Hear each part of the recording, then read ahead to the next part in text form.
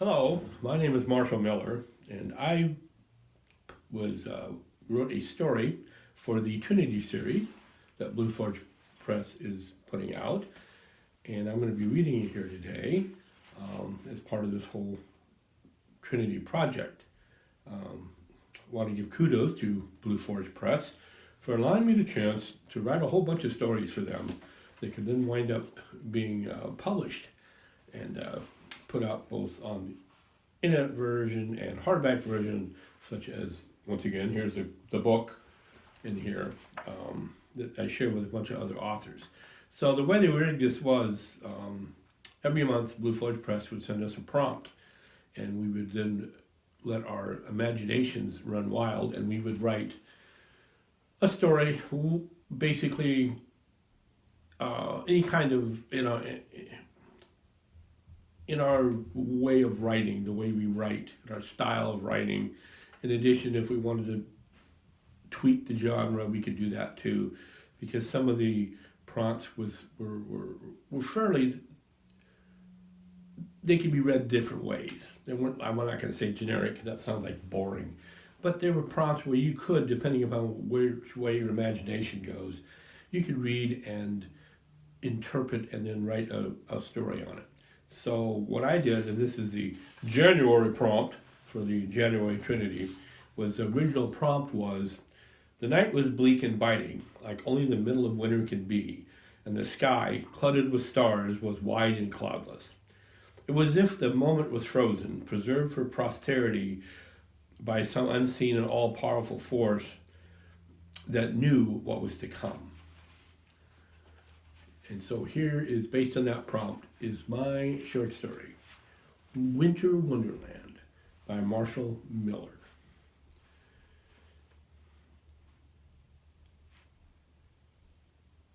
Jim James crunched through the icy snow as he tried to follow the outlines and signs of the two-lane paved road. At least, Jim thought the road was paved. He could not tell due to the thick packed snow that covered what he surmised was asphalt during his long journey. If he had the time and energy in a more sedate and rational world, he would have stopped and dug down to answer his curiosity. However, snowstorms and blizzards in southern Arizona were not rational, at least not in the world Jim had grown up in. Jim also wondered if he would ever experience any fluffy snow again as he had in his childhood in the Northwest. The constant sub-zero temperatures at night and winter winds caused snow to freeze into a crunchy mass. Trudging through this type of deepened ground covering was tiring, and the two conditions combined were not helpful in surviving this new earth. Jim stopped and looked around, moved his parka hood a bit in an attempt to hear past the rushing of the wind. He was still alone. Good, he thought. Other people lately had spelled danger. The man scratched his bearded face and tried to remember when this winter hell had started. A year ago, was it? No, he thought. It was closer to 2 when the earth was slammed off its axis by something. It was not a hidden asteroid, as it would have been seen either at the last moment by some amateur astronomer.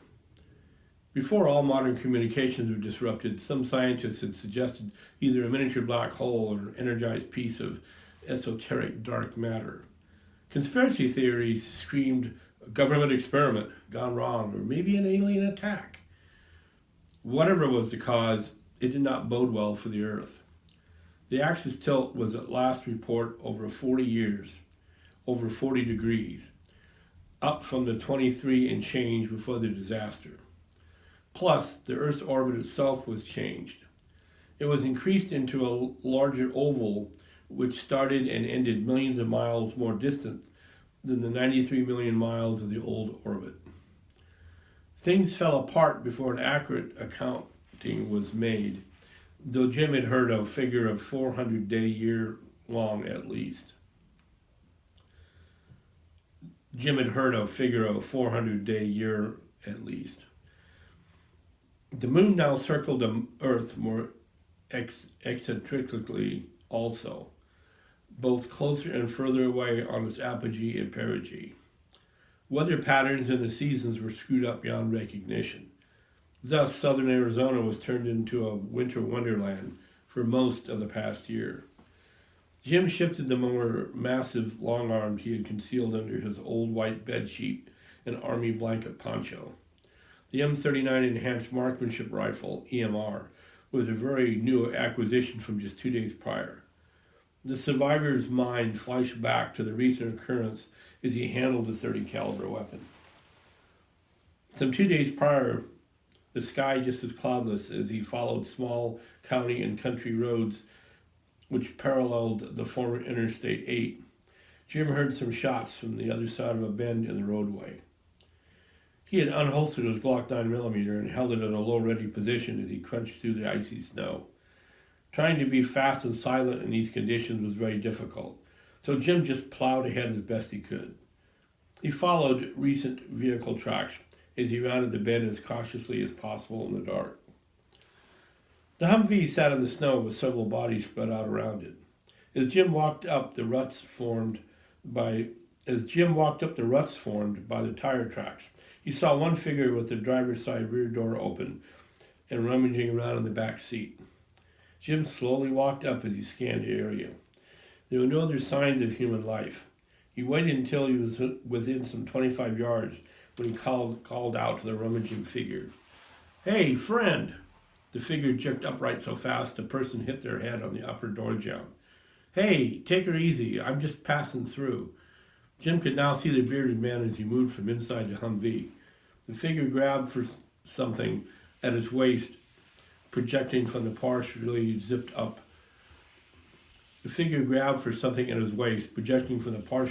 down heavy coat. As the bearded man pulled a long-barreled revolver from his waistband without a spoken word, Jim brought up his Glock pistol in a two-handed stance and shot the man in the face.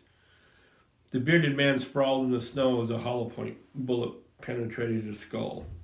The long-barreled revolver dropped from the man's twitching hand as his head jerked and spasmed, then lay still. Jim slowly walked up, scanning the corpse and the Humvee. Trying to keep his eyes on everything at once, Jim slid up, bent over, and picked up the dropped revolver. He saw it was a massive Colt 44 Magnum Anaconda, the type once found in a private collection. Now it was cold from the icy snow. Jim held his Glock under his arm as he opened the revolver cylinder and saw there were 2 unfired rounds and 4 spent shell casings. The survivor slipped his Glock back into the holster attached to his tactical vest, then patted the pockets of the dead man's coat. Jim found a 6-round speed loader, transferred it to his parka pocket. He then looked to see what the man had been searching in the MV. In a plastic grocery bag, Jim found 3 MREs, meals ready to eat. He glanced in the front seat and saw that the late driver had slumped over. The man had a small bullet hole through the back of his neck, just below the Fritz helmet. Logic and experience told Jim the 3 MREs meant 3 people. Where were the other 2? He had better find them or risk being shot in the back as an enemy. Jim cut the pie around the back into the Humvee, slowly observing the area. Sure enough, sitting propped against the side of the Humvee was another soldier. The figure had both hands clasped around the throat. As Jim slid near, he saw the reason why. Blood flowed from a severe neck wound, staining the white snow red. Jim was about to speak when the figure slumped over towards him. He saw the soldier was male and was dying as he watched. Lying in the snow next to the soon-dead soldier was an M16 type assault weapon, a spent shell partially ejected from the chamber. As Jim moved up and past the body, he saw footsteps in the snow leading away from the front of the Humvee and down into the roadside ditch. That was where the 3rd soldier had gone. The 44 Magnum revolver in his hand, Jim carefully stepped as he followed the impressions in the snow. A few steps further and Jim saw the large rifle lying in the snow. Being a gun aficionado in his past life, he recognized it as an M14 style 7.62 rifle. Jim picked it up with his offhand and saw bloody snow near it as he did. Keeping the revolver in his hand, Jim inched forward and down into the ditch. Within a few steps, he saw the figure on its back in the snow. There was a pistol in the right hand, pointing in Jim's general direction. Hey, soldier, former cop here. I'm on your side. As Jim spoke, he's ready to throw himself flat as the figure started blasting. Instead, the traveler heard a muffled voice. Marine, Gunny. That last shot, yours? Yeah, Gunny, Jim answered. You and your people got the rest. I finished off the last one. Good, the gunnery sergeant managed to croak out. Punk kid. We stopped for him. He shot us, so I shot him. The others showed up then, right? Yes, sir. Fucking scum. Try to help. Need to reach Yuma. Marine Corps Air Station there, right? Jim slowly approached the gunny, saw an expanding pool of blood around the man's lower body. A bullet had caught the gunny below his body armor. Hey, Gunny, said Jim. Let me try to plug your leak there. As he spoke, the gunny's gun hand dropped into the snow. He'd seen enough death to know the Marine was gone. Fuck, Jim said to himself. Then he heard a whistle come from the darkness on the other side of the road. Shit, he thought. More bushwhackers. He realized there was little time in which to deal with the dead. Jim approached the dead gunny and took the pistol from his hand. Jim popped the magazine and looked at it. One round left, 9mm, like his Glock. He stuck the magazine in an inner parka pocket, then ejected the shell from the magazine chamber. This round followed the magazine in the inside pocket. As fast as Jim could, he patted the dead gunny down. His efforts produced a spare 20-round magazine for the M39 EMR, in addition to a small tape bunch of rifle shells, both 7.62 and 5.56. He secured everything on or around his body, then tried to scramble along the roadside ditch away from the Humvee. He was not about to risk getting shot at by an unknown number of assailants just to get some wheels. He had made it from Alabama on foot so far, he'd make some more miles before he stopped. Jim crawled and slid along the ditch for some 50 yards, then hunkered down in the snowbanks around the road ditch. He hoped his white bed sheet poncho would help conceal him in the snow. Jim took out cheap kid's binoculars out of a tactical vest pocket and scanned back towards the Humvee. A figure about the size of a younger teenager came from the opposite side of the road and approached the Humvee. Jim could hear the figure shout out, "Grandpa's been shot!" Another voice called out to shut up. Two more adult-sized figures walked out on the roadway. Jim used the binoculars with the help of the ambient light from the stars and saw a visible moon to watch the three humans drag the bodies of their comrades back to their side of the road, as well as search and strip the dead Marines' bodies. It appeared the three people took everything of any usefulness, then disappeared back into the darkness from whence they came. Seeing the figures leave the Humvee, Jim hot-footed it out of the area. He kept looking back for the pursuit, which never materialized. An hour later, Jim found two vehicles wrecked in the ditch. He tried to conceal the steps off the road the best he could as he made his way to the two cars. One had half of the front windshield gone, so Jim crawled through the space and wormed his way into the back seat. He brushed a bit of snow and ice off the area and shucked his pack. Jim reloaded the Anaconda pistol so that he had the full 6-round complement of live shells. Making himself as comfortable as possible, he used a sleeping bag to bundle up and was soon asleep with a large revolver on his chest. Jim James slept for a few hours and awoke as the sun was slowly climbing in the sky. When he looked at the sun in the clear sky, Jim tried to determine if it appeared smaller. All he knew was that the climate and temperature was a lot colder, so it was logical that the Earth had somehow shifted away from its significant heat and light source. What was important this day was whether some fellow humans would try and do him harm.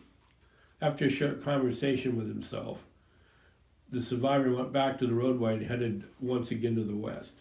Jim's map scraps showed a possible crossroad that led back to the interstate.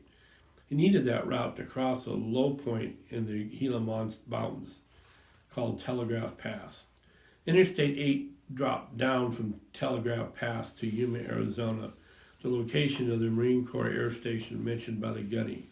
Hopefully, the area would provide some civilization. Jim had worked in Yuma years ago. Jim made it to the interstate and began his trek westward. The sky was still bright and the air temperatures remained cold, although Jim thought it might be climbing above freezing due to the constant sunshine. As the grade began to steepen approaching the pass, Jim came across a snow-covered multiple vehicle pileup. Jim had passed by or through many such scenes on his trek across what used to be the United States.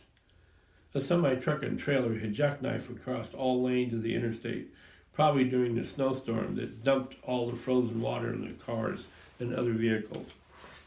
A large cross-country commercial bus had to slide to a stop just feet from the semi-truck. Partially crushed into the front of the bus was a compact car, which would stop before it hit the semi. The coach had slammed into the compact and looked like it had tried to eat it. Jim paused for a moment, listened as he looked around. Nothing was moving, and Jim saw no fresh footprints in the virgin snow. He slowly walked to the bus's front main door. It took him a couple of minutes to move frozen snow from around the main door, then a few more on the use of a long piece of rebar to pry the frozen entrance open. He finally succeeded and mounted the stairs up to the driver's seat. It was empty. Jim inched down the bus interior aisle, the .44 Magnum in his hand and the rifle slung. The interior was surprisingly dry, though a layer of ice was forming in the various windows. Jim had a tactical flashlight he picked up before the shift, as some called it, happened. He used it to examine all the seat areas until he saw some lumps in the very back near the door to the bus's lavatory. Jim shined the light and could make out two frozen bodies. There were a couple of small cases of some sort sitting on the floor in front of the corpses. Jim slid his feet forward, then bent over and picked up the cases, one by one, and set them on the next seat up. He patted down the frozen bodies as best he could. They seemed to be a male and female, dead from soon after everything went into hell. All he found was a chocolate candy bar on the woman, nothing else. Jim was not about to try and pry frozen clothes off the two dead people. Thus, he turned his attention to the two pieces of small luggage. One was a well-sized briefcase. The other one was a large handbag. Jim dug through his tactical vest pockets until he found his multi-tool. Using an integral screwdriver, he managed to pop the locked briefcase open. As he looked inside, the man whistled. "Well," he said out loud, "that's 2 kilos of dope that'll never reach its destination." He poked a hole and managed to sample the frozen contraband with his fingers to his mouth. "Heroin. Maybe I can use it for scratch and buy something." Next to the 2 kilos was a cheap, large cast metal pistol. Jim managed to pop the magazine out and look at the load. There was 4 .45 caliber rounds in good condition. He stripped the shells from the magazine and put them in a small leather pouch in his backpack. He had a half a dozen bullets of various calibers in it, and the 4 rounds easily fit. The pistol was way too cheap and bulky for Jim's taste.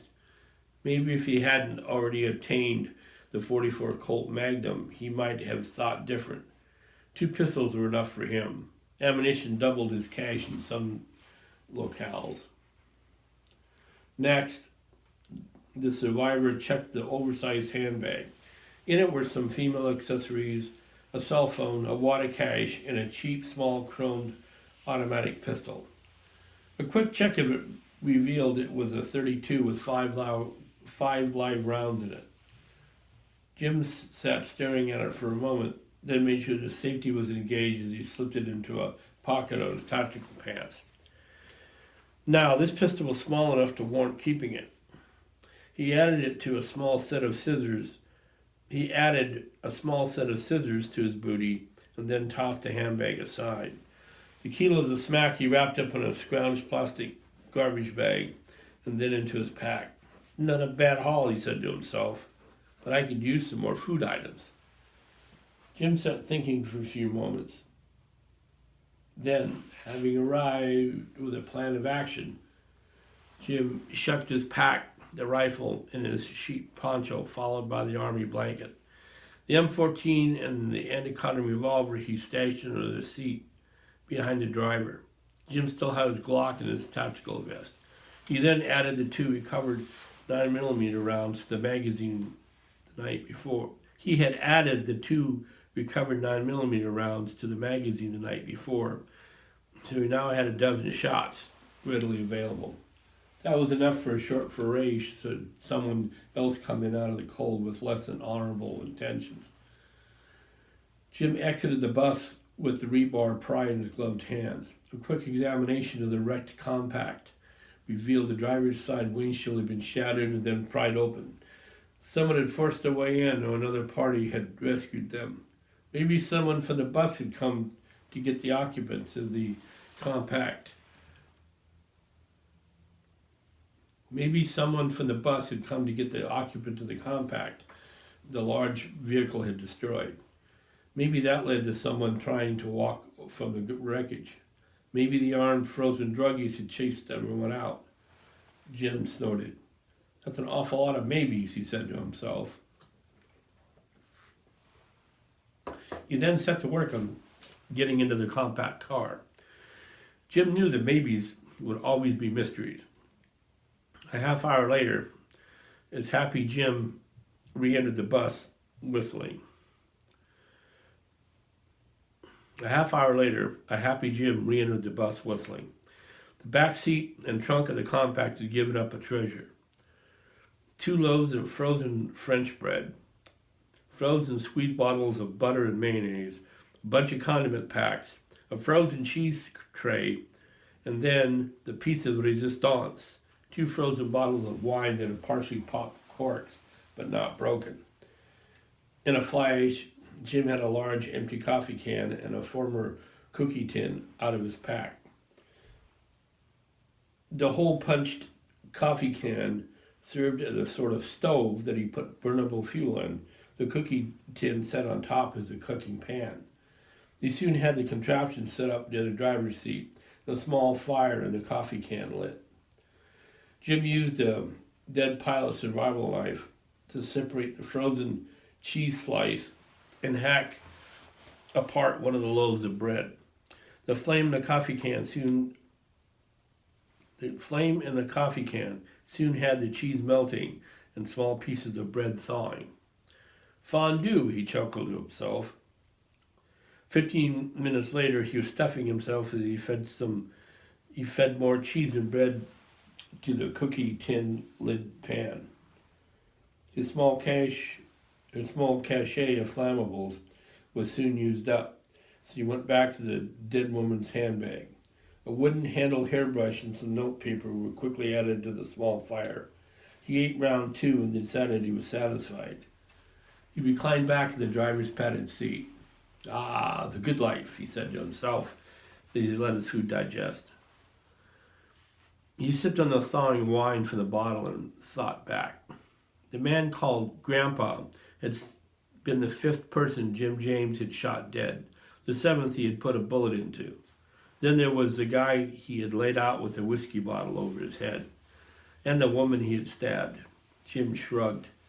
A full stomach and some alcohol made him reflective. A person did what he or she must to do to survive these days. At least they don't bushwhack people, Marines, Jim said out loud. He took another drink of the slush wine. Jim knew he talked to himself a lot, which was probably the first sign of insanity, madness. But then, this is a mad world. Another drink, then he began to clean up and put away. You had to be ready to move at a moment's notice. Vicious storms and people waited for no one. As Jim made his bed in his sleeping bag, made sure his weapons were ready and reach, he thought of the days ahead. Up at dark 30 in the morning, a trudge up the Telegraph Pass. He knew not far from the other side of the pass was an old U.S. Border Patrol highway checkpoint. There may be people at that place. The question would be, were they friendly? If the site was vacant, he might just hole up there a bit, looking for rabbits and other furry animals to eat. Coyotes and burrowing animals were adapting to the cold, as were deer and some zoo animals from northern climes which had been set free. Domestic cattle? Few and far between. Same with chickens and other domesticated fowl, not to mention the scarcity of dogs. Man's best friend had, unfortunately, become a meat source for many. Jim was not one of them. With these thoughts, Jim closed his eyes. Time to sleep. Jim snapped out of his reverie at the memory of the good night's sleep. The trip up to the pass was taking longer than expected, what with the crunchy snow and steepening grade of the interstate. Night had fallen. He still had a ways to go through the summit. Unless he found some shelter, this cold and clear night might not involve sleep as in the previous night. The night was still clear, and the stars were still bright in the evening snow, so there was a bit of positivity. Blowing snow in near blizzard conditions had led to many a frozen corpse.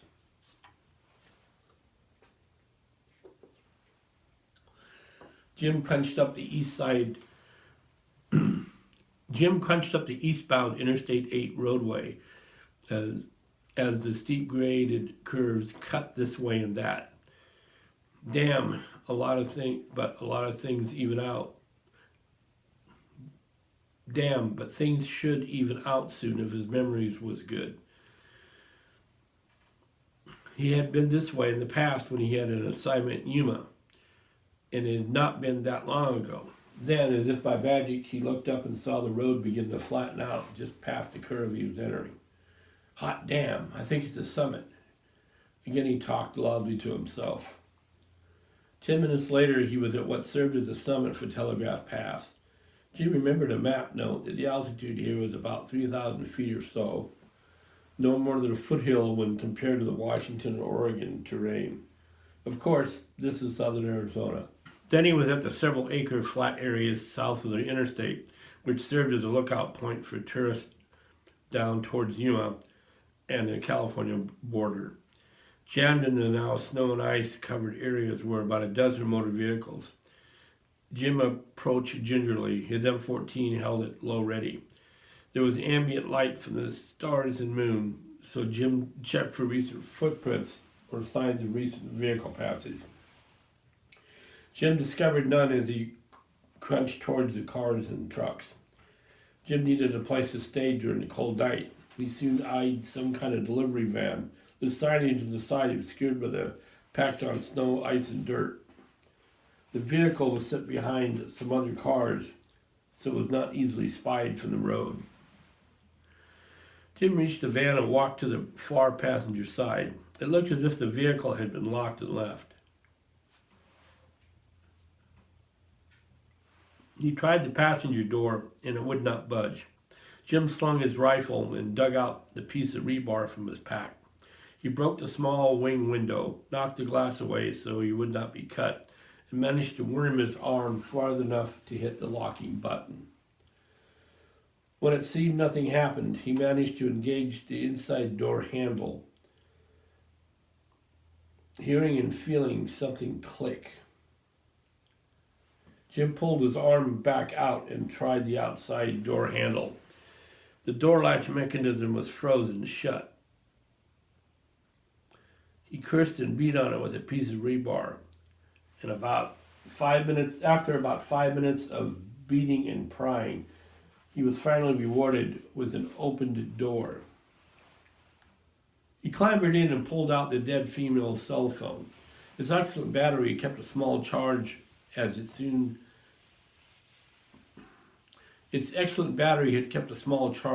sat turned off in the handbag. Jim now turned it on and used it as a flashlight. He whistled at what he saw. The delivery van was full of flower arrangements and a couple of plants. Some florist had been able to make its last Some florist had been unable to make its last set of deliveries. Jim stepped in and shoved his pack into the driver's seat. He saw a small bucket containing odds and ends for a flower arrangement, including a ball of twine. Jim used the ball to tie shut and secure the passenger side door. He shut his sheet and blanket ponchos, then unslung his rifle and laid it between some. Jim used the cord to shut and secure the passenger side door. He shed his sheet and blanket ponchos, then unslung his rifle and laid it between some of the flower baskets. Jim then began examining the contents of the van.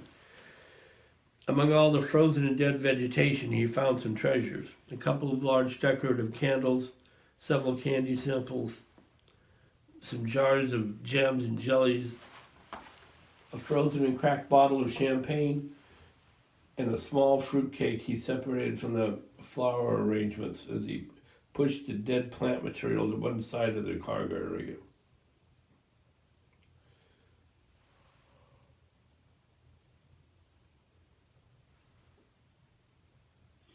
Excuse me. Reading is making my eyes tired. He walked to the back of the vehicle and found a small toolbox. Among the rusty tools, he found a couple of road flares.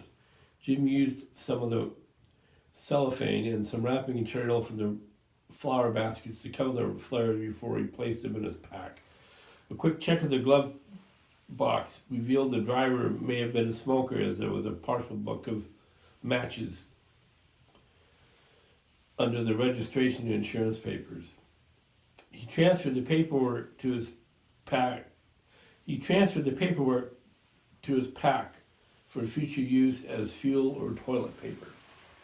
After setting one of the decorative candles on the vehicle floor between the front seats, he tried to use the book of matches to light it.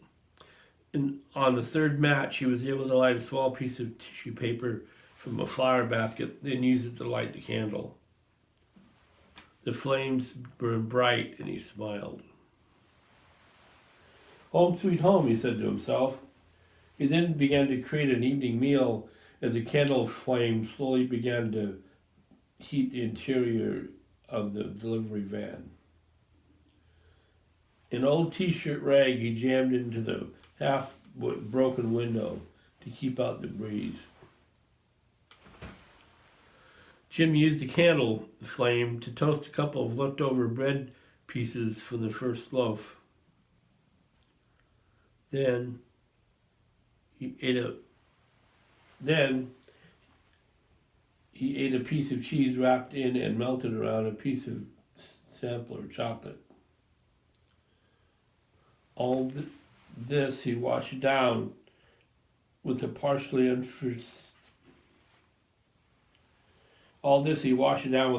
unfrozen champagne. In one of the flower baskets had been a gift coffee mug proclaiming, "Happy birthday, Shelley." As Jim drank from the mug, he wondered if Shelley had survived. He went through half a bottle of slush champagne before he realized it. In addition to a buzz, he was beginning to get sleepy. He did a quick check of the weapons, making sure all of them had a slight veneer of lubrication, including the collapsible butt of the M39 EMR. That and the mounted optics made this modernized version of the M14 especially sweet. As Jim made his bed in the front of the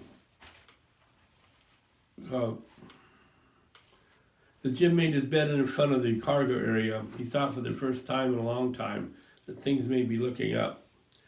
Habit born of survival meant that he had all his new fortune and treasure.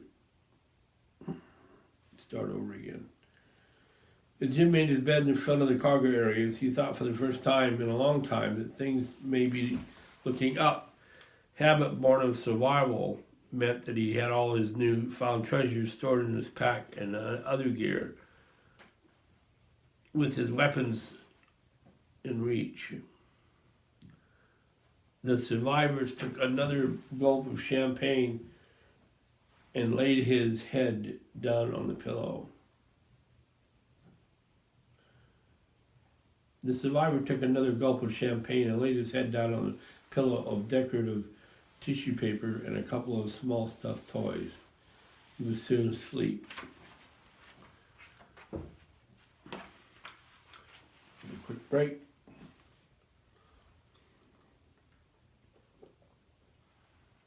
A figure in black jumped on him, and Jim came up swinging and slashing with his survival knife. Then he woke up, sweating. It was all a nightmare. Jim stood up from his bed and stepped to the cab of the van and sat down in the driver's seat. He'd not had a bad dream like that for a long time, he thought. Maybe just from having killed another human being led to it. Jim recovered the champagne bottle, which still had a drink or two in it. He poured the wine into the happy birthday cup and sipped it as he reflected. Since Jim had started out on the journey 2 months ago by car in Georgia, then on foot in Alabama, he had killed people. Were the ghosts following him? All through his trek, he had tried. All through his trek, he had tried to avoid trouble. However, as recent events proved, there were people who caused pain. Feeling an urge to pee at this early hour, but not wanting to step out in the cold, he recovered a vase from one of the decorative flower baskets and relieved himself in it. He set it carefully down by the gas pedal in front, then went back to the bed. He finished the champagne in his cup and sat down. Now, if he could just get some more sleep. Vehicle engine noise split the stillness. Jim was up on a flash, grabbing his rifle. Crouching between the front bucket seats, he silently listened.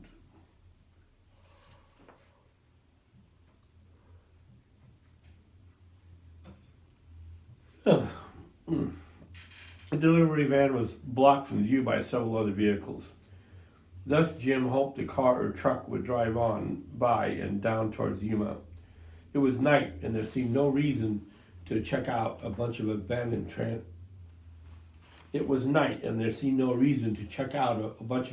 transport on a cold night. Jim heard the vehicle stop near the clump of cars shielding the van. Shit. As quietly as he could, Jim put his blanket and sheet ponchos on, then shouldered his pack. He checked his rifle out of habit to ensure there was a round in the chamber. As he listened for crunching footprints in the snow, he cut the twine holding the passenger side shut. Jim slowly pushed the van door open and slid outside the cab. As he snuck around the back of the van, trying not to crunch the frozen snow too loudly, he heard voices, one that sounded familiar. God damn it, the back left trailer wheel is in the ditch. Grandma, let's start over again. Grandma, the back left trailer wheel is in the ditch. It was a young male from the Humvee. And as Jim listened to the engine noise, he figured it was a Humvee up and running. God damn it, I got eyes, yelled Grandma. Lois, gun the engine while Joseph and I push. Okay, Mom, was the reply. A family unit, thought Jim. A family that bushwhacks together stays together. As Jim snuck around the abandoned vehicles, he noticed the sun's rays were beginning to peak above the horizon. Another clear day, it seemed. At least that was good luck. Now, if these people would just be on their way. God damn it, it was Grandma again. Joseph, get the girls out of the horse trailer. They can help push. Just keep your rifle handy if they try to run. Girls? A chill ran up his spine. Not some more slavers, he hoped. Jim crouched low and slid behind a car, then went into a low crawl. He worked his way around the other cars and trucks until he had a good view of the Humvee and the trailer. The trailer was a beat-up one for hauling horses. As Jim watched, the teenager named Joseph opened the back doors and began to yell at the occupants. In a few moments, a half dozen young girls and women, aged 8 to 18, were hustled onto the snow. They were wearing crude ponchos made from old blankets and hooked together by a thin dog chain attached to dog collars around their throats. The oldest looking seemed to be hobbled with some lengths of rope. They were being kept as slaves, for sure. A switch seemed to flick in Jim James's brain as he began to shuck his pack and lay in the snow. A month ago, Jim had seen a similar situation. However, he lacked the necessary firepower and ammunition to do anything. Jim often cursed when the man thought of his inability to act. Not this time, he thought. His pack off, Jim extended his collapsible stock on his rifle and slowly stood up. He checked and made sure his Glock was secured in his tactical vest under his ponchos. Jim assumed a close-quarter battle Groucho stance as he brought his rifle up to eye level and began to advance in the Humvee in the trailer. Grandma and Joseph were shoving the young females as they yelled instructions to help push the trailer from the snow-hidden ditch.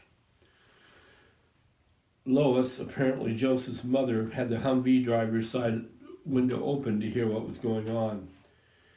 Jim fired the first .30 caliber shot into Grandma's left side, knocking her to the bottom of the ditch.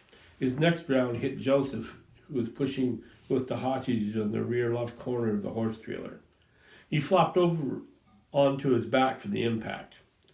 Jim swung his rifle's aim to the driver's door and fired 3 rounds in rapid succession at Lois, just as she tried to duck down behind the Humvee steering wheel. The women screamed and flopped over in the front driver's seat area.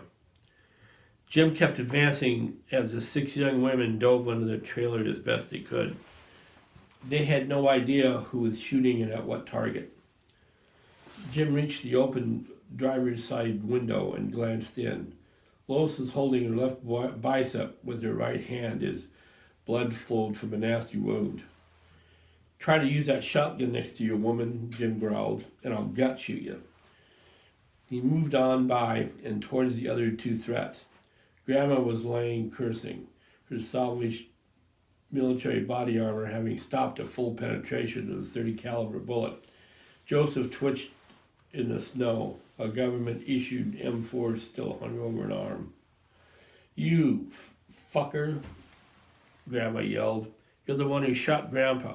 She tried to reach something stuck in her waist belt, and Jim blew her brains out. One of the young girls screamed in a high-pitched voice as Jim walked towards Joseph. The bullet which hit him had penetrated his stomach, blood flowing and staining the snow. Jim slung his rifle, pulled out his Glock from underneath his poncho. With one hand freed now, Jim unlatched the M4 sling from the weapon and took it from the dying teenager. He then slipped it back up to the cab of the Humvee and laid the rifle on the engine hood. Lois was trying to stop her profuse bleeding with a crude tourniquet made from a length of rope. Jim unlatched the door from the inside as he aimed his pistol at the head of a woman. "Don't move," the traveler ordered, then reached in and dragged the shotgun out by the butt. He stepped back and laid the weapon on the vehicle hood next to the M4. Jim then moved back to the trailer. The survivor checked the body of Grandma for guns and recovered a .38 revolver. He stood back and looked at the coward figures. "Come on out and stand up. No one is here to help you. Come on out and stand up. No one is here to hurt you anymore." 6 women folk stood up, shivering from the cold. Jim picked out the oldest and addressed her. "What's your name?" "Jean," the tall redhead replied. "You 18? "Yes, sir." "So what happened?" "At different times they found us," Jean said. "They killed our people, our family. Said they would sell us, or trade us for food, drink. Well, they tried to hijack some Marines. Bad decision," opined Jim. I heard they say needed a new vehicle to haul the trailer, said Jean. Jim looked at the others. They could all use a decent meal, some warm clothes. He sighed. Some people went out of their way to be assholes. Okay, ladies, strip Grandma and the boy there of everything. You will give me any weapons and ammunition. And food. You divide amongst yourselves. Jean, come with me. He and Jean went to the front of the vehicle. The woman named Lois was still trying to stop the hole in her arm from bleeding. Jim pointed to the two weapons. Jean, you know how to use those? Yes, sir. My dad and uncle showed me when everything fell apart. Okay, Jean, they are yours. Collect ammunition for them as you search the vehicle and trailer. As the redhead collected the two weapons, Jim walked over to the passenger side of the Humvee. The door was unlocked, so he opened it up and dragged Lois out as she cried in pain. Okay, bitch, your son and mother are dead. You're next if you don't tell me why you were coming this way. We're supposed to meet, she sobbed. A man who goes by Graybeard. Why? To trade a couple of girls for a couple of dogs. Jim frowned. Dogs? People for dogs? Why? Why the trade? We can eat dogs. We could breed them, then eat them. Bitch, you and yours are sure short-sighted, said Jim. If you raise and train the dogs, they'll help you survive. All right, when is Graybeard supposed to arrive? Around sunrise. He's supposed to drive a snowmobile. We talked to him on a CB radio we have in the Humvee. Lois began to stagger a bit. Jim grabbed her and half walked, half dragged her to the back of the trailer. He forced her in the horse trailer and shut the gate on the rear. Jim next checked on the 6 young women. Jean had organized them and their booty. Grandma and Joseph laying dead wearing just their underwear in the snow. They had piled the recovered items onto Joseph's parka, and Jim picked through it, found an odd .308 round that would still fit the M14. Take the rest and get in the Humvee. Turn the heater on and warm up. Make sure any holes in the windows are covered up. Keep enough fuel in the vehicle to make it downwards towards Yuma. You have guns to protect yourself until you find a place to stay. Mister, a young voice called out. You can't come with us? I'd do better on my own, Missy. But first, I have to take care of something. About an hour later, as the sun rose higher, a snowmobile pulling a small homemade trailer drove up into the vehicle parking area. A beefy man shut off the engine, dismounted, and took off his helmet. His voice was covered by a gray beard that was peppered with ice droplets. Hey, people, he called out as he walked towards the Humvee. Graybeard here for the trade. I ain't got. A rifle shot blew his head apart like a dropped ripe watermelon. Graybeard toppled off like a chopped tree. Graybeard toppled over like a chopped tree. Jim came from his concealed position among the abandoned cars. He went to the crude trailer and found 2 barely weaned pups. To Jim, they looked like maybe a husky mix. They were wrapped up in a thick blanket, and Jim added a t-shirt he recovered from the florist van for their bedding. He revved up the snowmobile, then searched Graybeard's body and the snowmobile. He found a .45 automatic on him and a sawed-off 12-gauge in the saddlebags of the snowmobile. In the saddlebags were also some puppy food and some jerked meat. There was also a bottle of some type of moonshine. There was also a body of some type of rot gut moonshine. Jim walked back to the Humvee where the 6 young women were. How much fuel you have there, Jean? About a quarter of a tank, sir. Okay, you 6 are on your own. You have weapons, food, and we unhooked the trailer.